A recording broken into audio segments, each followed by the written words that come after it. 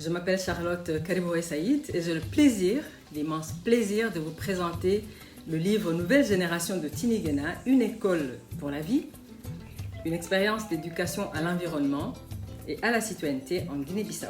C'est un livre qui a été produit par Tinigena et qui a été écrit par Pierre Campredon, Augustin Henriquez et Miguel de Barros. Alors, c'est un livre qui a été produit dans le cadre d'une initiative de capitalisation de l'expérience d'éducation à l'environnement de Tinigena, mais en mettant l'accent sur des visites d'études qui ont été réalisées, organisées pour des lycéens de Guinée-Bissau, de la capitale de la Guinée-Bissau, vers des sites emblématiques qui sont représentatifs du patrimoine national et culturel de la Guinée-Bissau.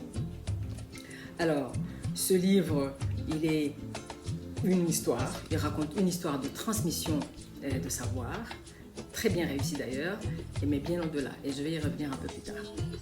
Alors, ce qui frappe quand on parcourt les chapitres de ce livre, c'est qu'il y a plusieurs moments.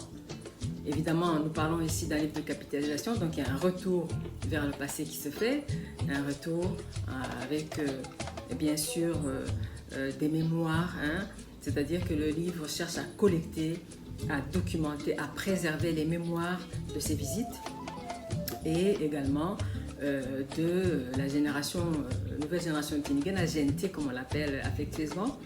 Et donc c'est vraiment aussi une part de l'histoire de Tinigena qui est racontée à travers cette partie-là et qui se focalise vraiment sur les visites réalisées entre 1993 et 2007. Un autre moment, c'est bien sûr les témoignages.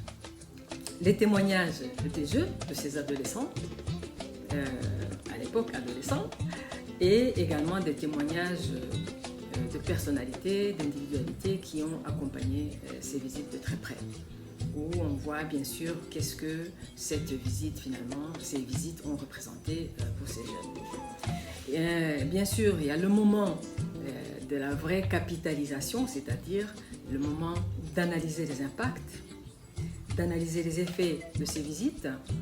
Et comme on ne pouvait pas s'attendre à moins de la part de Tinigena, il y a déjà une projection vers l'avenir, une projection pour essayer de voir dans quelle mesure l'ONG pourrait capitaliser, vraiment valoriser toutes ces expériences, toutes ces connaissances pour les intégrer dans son travail d'avenir.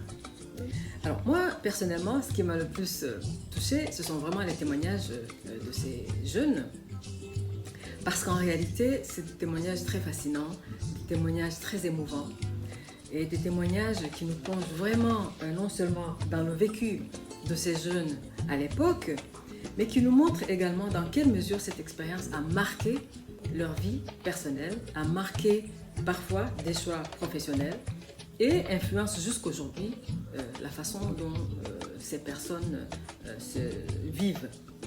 Et donc, je dois avouer aussi que ces témoignages montrent à quel point cette expérience a été une vraie école de leadership.